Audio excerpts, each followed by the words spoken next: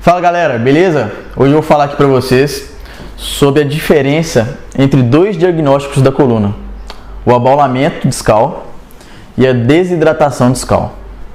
Então são diagnósticos muito comuns aí, principalmente nos exames de imagem, né, na ressonância magnética, e também são diagnósticos clínicos comuns. A gente tem vídeos específicos dos dois aqui, tá, no canal.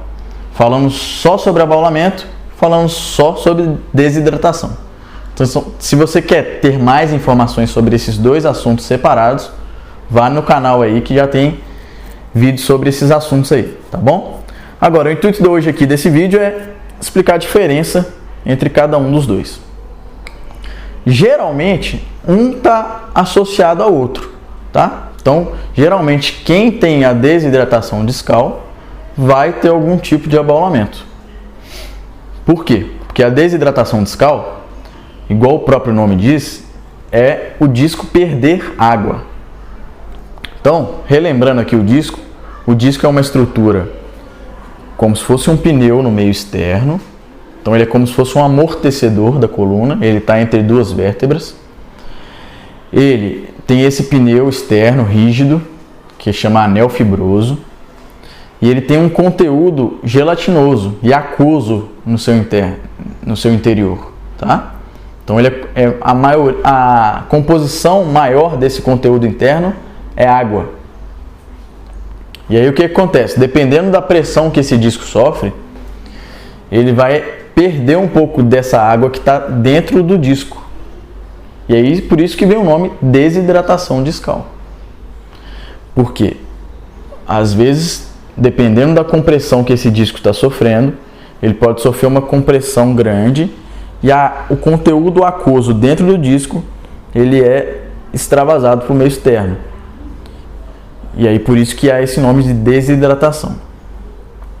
Geralmente, quando há essa compressão no disco e há essa desidratação, também há esse abaulamento, que é o disco, em vez de ficar redondo, ele começa a ficar ovalado, começa a ficar abaulado. Então, geralmente, os dois estão associados. Mas você pode ter um processo de desidratação, que é o disco perder um pouco de água sozinho, sem ter abaulamento. E você pode ter um abaulamento sozinho, sem ter desidratação também. Então, você começa a ficar com o disco ovalado, sem necessariamente o disco perder a água, diminuir a quantidade dessa água dentro do disco. Tá bom? Então essa é a principal diferença entre um e outro. O disco fica ovalado, ele fica abaulado. O outro, o disco simplesmente perde um pouco de conteúdo aquoso do seu interior. Mas a coisa importante dessas duas condições, desses dois diagnósticos clínicos, esses são diagnósticos muitas vezes comuns.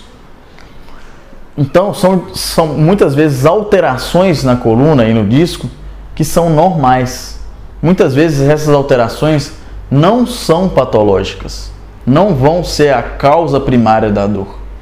Porque na maioria dos casos, tanto esse abaulamento quanto essa desidratação são alterações que vão ser naturais à medida do envelhecimento.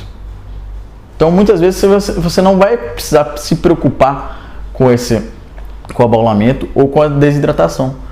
Porque são alterações naturais. Se são alterações naturais, por que eu devo me preocupar com elas? Então, o que a gente brinca sempre aqui é que são alterações como se fossem rugas. As rugas são inevitáveis. Então, se você quer envelhecer, você vai ter um processo natural de perda de colágeno na pele. E a sua pele vai ficar mais flácida e ela vai enrugar. Então é um processo natural. E isso acontece por dentro do nosso corpo. O corpo, ele também vai desgastar por dentro, são essas desidratações, são esses abaulamentos, são alterações naturais. É a mesma coisa dos cabelos brancos. Todo mundo que envelhecer, naturalmente vai desenvolver ruga, vai desenvolver cabelo branco. Nem por causa disso, o cabelo vai deixar de cumprir sua função. Nem por causa disso, a pele vai deixar de cumprir sua função, que é proteger o corpo.